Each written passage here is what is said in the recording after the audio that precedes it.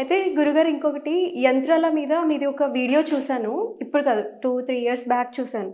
అయితే యంత్రాలు జనరల్‌గా ఇప్పుడు not only for business people and not only for ఇల్లు కట్టుకోవాలి అనుకునే వాళ్ళకే కాకుండా, బిజినెస్ వాళ్ళకే కాకుండా లైఫ్‌లో వాళ్ళు అనుకున్నది కాకుండా సొసైటీ కోసం బతుకుతూ ఉంటారు చాలామంది. కాకపోతే లేదు ఇప్పటి నుంచన్నా నా లైఫ్ కోసం నేను బతకాలి అనుకునే వాళ్ళకు కూడా ఈ విధంగా సపోర్ట్‌కి ఏమైనా యంత్రాలు ఉంటాయా?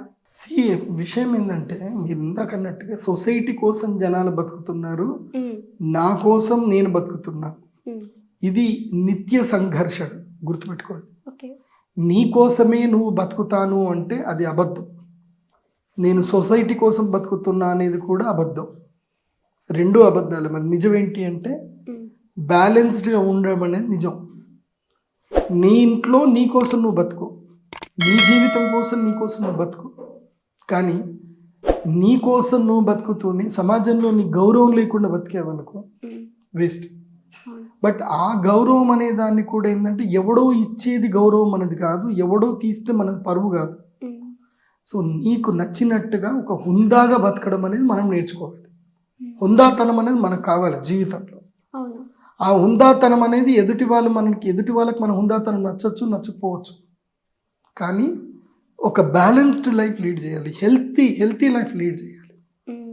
నాకు నచ్చినట్టు నేను ఉంటాను, ఇంట్లో 1000 వాల్యూమ్ సౌండ్లు పెట్టుకొని ఉంటే కరెక్ట్ కాదు కదా. నాకు నచ్చినట్టు నేను ఉంటాను, అందరినీ డిస్టర్బెన్స్ చేస్తూ ఉండడం కరెక్ట్ కాదు కదా. So balanced life, the balance life is a good life. Healthy life, balance life. నేను ఇప్పుడు చెప్పిన ఈ కంటెంట్కి అంతా ఒకే వర్డ్ చెప్తా, ఇంట్లో రాసి పెట్టుకోండి. ఇంట్లో ఈ వర్డ్ని రాసి పెట్టుకోండి, కొటేషన్ ప్రతి ఒక్కరు ఇంట్లో రాసి పెట్టుకోండి. Hurt never, love ever, serve for ever. Okay, ఏంటి? హర్ట్ నెవర్, ఎవరిని హర్ట్ చేయకండి. లవ్ ఎవర్, అందరు ఎప్పుడూ ప్రేమిస్తూనే ఉండండి. సర్వ్ ఫర్ ఎవర్, ఎప్పుడైనా సరే సేవ చేయడానికి ముందు ఉండండి. ఈ 3 వాక్యాలు మీ జీవితంలో పట్టుకుంటే మీ జీవితం ఆనందంగా ఉంటుంది, హ్యాపీగా ఉంటుంది. మీరు ఎవరిని హర్ట్ చేయలేదనుకోండి, మీకు ఎవరు హర్ట్ చేయరు ఇంకా, బికాస్ కర్మ రాదు ఇంకా. ఓకే, ఎవరైనా హర్ట్ చేస్తూనే ఉన్నారు, just try to love them. వాళ్ళకి కొంచెం ప్రేమ ఇవ్వండి, ఇంకొంచెం ప్రేమ ఇవ్వండి, ఇంకా ప్రేమ ఇవ్వండి. ప్రేమిస్తే పోయేది ఉంటుంది, మహా అంటే తిరిగి ప్రేమిస్తారు. బట్ టైం వస్తుంది, టైం పడుతుంది, ఆ ప్రేమించడానికి కూడా పోతుంది. ద్వేషం అనేది కరిగిపోవాలంటే కొంచెం కష్టం. ద్వేషం అనేది ఏంటంటే నూనె జిగురు కన్నా భయంకరమైన జిగురు అది ద్వేషం. అది పోవడానికి టైం పడుతుంది. ప్రేమ అనేటువంటి చాలా గొప్పది. నువ్వు ప్రేమిస్తా పో, రోజు పలకరించు, ప్రేమతో సాధించు, జీవితంలో అద్భుతాలు సాధిస్తావు. బలవంతంగా కోపంగా సాధించారనుకోండి ఏం చేయలేరు. నేను మీకు విషయం చెప్పాలా, అంటే ఈ మధ్య నేను ఫ్యామిలీ కోర్టుకి వెళ్ళాల్సిన పరిస్థితులు నాకు వచ్చాయి. ఫ్యామిలీ కోర్టుకి వెళ్తే చూస్తున్నాను నేను, వాళ్ళందరూ నన్ను గుర్తుపడుతున్నారు. గురుగారు మీరేంటి ఇక్కడికంటే, నాకు కూడా తలరాత అనేది ఉంటుంది అబ్బా, నేను కూడా అనుభవించాలి, నేను వచ్చాను. భార్యాభర్తలు ఇద్దరు అక్కడే ఉన్నారు, వాళ్ళిద్దరూ నా ఫ్యాన్సే. కూర్చోబెట్టి మాట్లాడిచ్చా. నేను ఫ్యామిలీ కోర్టుకు పోయిన ప్రతిసారి 3, 4 జంటల్ని నేను క్లియర్ చేసి పంపిస్తున్నా. దేవుడు అందుకోసం నన్ను కోర్టుకు పంపిస్తుందేమో నాకు అనిపిస్తుంది. వాళ్ళకి సెటిల్ చేపిస్తున్నా. అమ్మ ఇదంతా ఎందుకమ్మా, ఇవన్నీ వేస్ట్. ఒక్కటి గుర్తుపెట్టుకోండి జీవితంలో, అందులో కూడా మీరు పాజిటివిటీనే చూస్తున్నారు అంతే కదా. ఇంకా ఇప్పుడు నేను అనేది ఏంటంటే, జీవితంలో నువ్వు ఒక వ్యక్తితో కలిసి ట్రావెల్ చేద్దాం అనుకున్నావు, ఆ వ్యక్తితో నీకు ట్రావెల్ చేయడం ఇష్టం లేదు. ఇష్టం లేకపోతే నువ్వు ట్రావెల్ చెయ్యకు, ఆ వ్యక్తికి చెప్పేసేయి నీ జీవితం నువ్వు పో, నా జీవితం నేను పోతా అని చెప్పు. కానీ ఆ వ్యక్తిని బలవంతంగా హింసించి చేస్తే నష్టపోయేది ఎవరు అంటే ఆ వ్యక్తే కాదు, నువ్వు నష్టపోతావు. ఎందుకోసం అంటే ఒక వ్యక్తిని మనం ద్వేషించాలంటే ద్వేషం ఎక్కడి నుంచి తెచ్చుకోవాలి? మనం బయట దొరుకుతుందా మన ద్వేషం? ఎక్కడి నుంచి పుట్టించాలి మనం ద్వేషాన్ని? మన లోపల నుంచి పుడితే ద్వేషం. ఇప్పుడు నేను నిన్ను ద్వేషించాలంటే ఎక్కడికి నుంచి ద్వేషించాలి? నేను నా లోపల నుంచి రావాలి కదా. ఆ ద్వేషం అనేటువంటిది, ఆ యాంగర్, ఆ కోపం అనేటువంటిది ఎక్కడి నుంచి రావాలి? నా లోపలికి నుంచి రావాలి. ఒకళ్ళ మీద మనకి కోపం వచ్చినప్పుడు, ఒక యాంగర్ వచ్చినప్పుడు మన బాడీ స్టేటస్ ఎలా ఉంటుంది? వేడిగా అయిపోతుంది, శరీరం వేడవుతుంది, కాళ్ళు చేతులు వణుకుతాయి, heart beat fast heart beat ఎక్కువైపోతుంది, మన కనురెప్పలు కూడా మన కంట్రోల్లో ఉండవు, చెమటలు వచ్చేస్తాయి, నోరు తడారిపోతుంది, కోపం వస్తుంది, సెల్ఫ్ కంట్రోల్ ఉంటుంది. సెల్ఫ్ కంట్రోల్ మొత్తం తగ్గిపోతుంది. అంటే ఇది శరీరానికి మంచిదా చెడ్డదా? చెడే. శరీరానికి ఏం జరుగుతుంది? అబ్నార్మల్ ఫంక్షన్ అవుతుంది శరీరం, అంటే అన్యాచురల్ ఫంక్షన్ జరుగుతుంది. ఒకళ్ళని ద్వేషించడం వల్ల నష్టపోయేది ఎవరు? ఫస్ట్ ఎవరు నష్టపోతున్నారు? మనమే. We are losing our self, we are losing our health, we are losing our peace. జీవితంలో నువ్వు సంతోషంగా ఉండాలి, ఉన్న ఈ చిన్న జీవితాన్ని బాగా గడపాలి, హ్యాపీగా గడపాలంటే 3 సూత్రాలు నేర్చుకోవాలి. ఇవి కూడా మీ ఇంట్లో రాసి పెట్టుకోండి.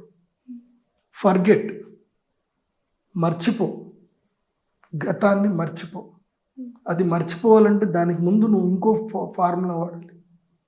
ఫర్గివ్, క్షమించేయి. ఫర్గివ్, ఫకఫ్, నీ జీవితం నన్ను తప్పు చేసావు, నన్ను హింసించావా, భగవంతుడు చూసుకుంటాడు. Forgive, forget, then you forget everything, then move on. Step forward వేసేసే, ముందుకెళ్ళిపో. భరించలేని స్థానంలో నువ్వు ఎందుకుంటావు అక్కడ? అవసరం లేదు, మూవ్ ఆన్ అయిపో. కానీ మూవ్ ఆన్ అయ్యేటప్పుడు నేను ఏదో చేస్తాను, అదే చేస్తాను అంటే అది మూవ్ ఆన్ కాదు. అది you are carrying with you always, again you are carrying with them. అది చేసుకుంటే జీవితంలో ఏం సాధిస్తారు? ఏం సాధించలేరు. నిజంగా మీరు ఒక వ్యక్తిని ప్రేమిస్తున్నారు, ఆ వ్యక్తి నుంచి మీరు ఏమైనా కావాలని కోరుకుంటున్నారా? ఆ వ్యక్తిని కావాలని కోరుకుంటున్నారు, ఆ వ్యక్తి నుంచి ఏమైనా కావాలని కోరుకుంటున్నారు. ప్రేమతో సాధించండి. అలిగి, ద్వేషించి, భయంతో సాధించకండి. భయపెట్టి నోటీసులు పంపిస్తే మనిషి ఎందుకు మారుతాడు? ఇంకా ఇప్పుడు ఉదాహరణకి నేను నిన్ను ప్రేమించాను, నాకు నువ్వు కావాలంటే ఇంకా ప్రేమించు. నువ్వు నా దగ్గరికి రాకపోతే నేను నీ మీద కేసు వేస్తా, నేను నీకు నోటీస్ పంపిస్తా, మెయింటెనెన్స్ నోటీస్ పంపిస్తా అని అంటే, ఒకసారి నోటీస్ వచ్చిన తర్వాత, ఒకసారి మెయింటెనెన్స్ వచ్చిన తర్వాత, ఒకసారి వాళ్ళ అమ్మా నాన్నతోటి కోర్టుకు పోయిన తర్వాత ఆ సంఘటన ఆ వ్యక్తి మర్చిపోగలుగుతాడా? మర్చిపోలేరు. వాడు లైఫ్ లాంగ్ మర్చిపోలేరు. అంటే నీ యొక్క అనుబంధాన్ని, నీ ప్రేమని నువ్వే చేతులారా నరికేసుకుంటున్నావు. సో దీనివల్ల లాభం ఎవరికి అంటే ఏం లాభం లేదు. మా పోతే బ్లాక్మెయిల్ చేస్తే డబ్బులు వస్తాయేమో, ఆ డబ్బులు నీకు హ్యాపీనెస్ ఇవ్వవు, ఒక గిల్టీనెస్ నీ లోపల ఉంటుంది.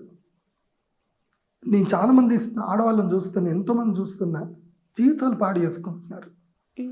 నాకు తెలిసి ఆడవాళ్ళకి ఒక గొప్ప లక్షణం ఉంటుంది. తమ జీవితంలో ఫస్ట్ లవ్ని వాళ్ళు ఎప్పుడు మర్చిపోరు, ఫస్ట్ టచ్ని వాళ్ళు ఎప్పుడు మర్చిపోరు. బికాజ్ వాళ్ళకి అది శాశ్వతం అనుకుంటారు వాళ్ళు. కానీ ఆ ఫస్ట్ లవ్, ఫస్ట్ టచ్ పోయిన తర్వాత ఇంకా వాళ్ళ మీద వాళ్ళకే పెద్దగా ఇష్టం ఉండదు. నేను చూశాను, సైకలాజికల్గా చాలామంది చూశాను. బికాజ్ ఆ ఫస్ట్ టచ్ అనేది మర్చిపోయి ఇంకో second touch, third touch, 3 touch, ఇంకా 4వ టచ్, ఇంకా జీవితం అవుతుంది. అది చెత్త కుప్ప అవుతుంది, జీవితం కాదు. అది లైక్ డంప్ యార్డ్ లాగా. First love, first touch, it's like a garden, beautiful garden. Second love, second touch, third love, third touch, fourth love, fourth touch, dump yard. Okay, so ఇట్లా లైఫ్ కాకూడదు. సో లైఫ్ అలా చేసుకోవద్దు అని అంటే హ్యాపీగా ఉండండి. నేను చెప్పిన ఈ 3 సూత్రాలు పాటించండి. ప్రేమ కావాలి, ప్రేమించిన వ్యక్తి కావాలి అంటే ప్రేమించండి. సాక్రిఫైస్ చేయండి, ప్రేమ దొరుకుతుంది. అలా దొరకట్లేదు, మీ ప్రేమకు వాల్యూ లేదు. Forgive, forget, move on, leave alone. ఒంటరిగానే ఉండు, నీతో నువ్వు గడుపు, నిన్ను నువ్వు ప్రేమించుకో, అందంగా తయారుగా, నీకోసం నువ్వు బట్టలు కొనుక్కో, నీకోసం మంచిగా తయారుగా ఒక లగ్జరీ కారు కొనుక్కో, తిరుగు, నీ ఇష్టం వచ్చినట్టు తిరుగు. అది జీవితం. కానీ ఇంకొకళ్ళని బాధ పెడుతూ నువ్వు బాధపడుతూ జీవిస్తే అది జీవితం కాదు.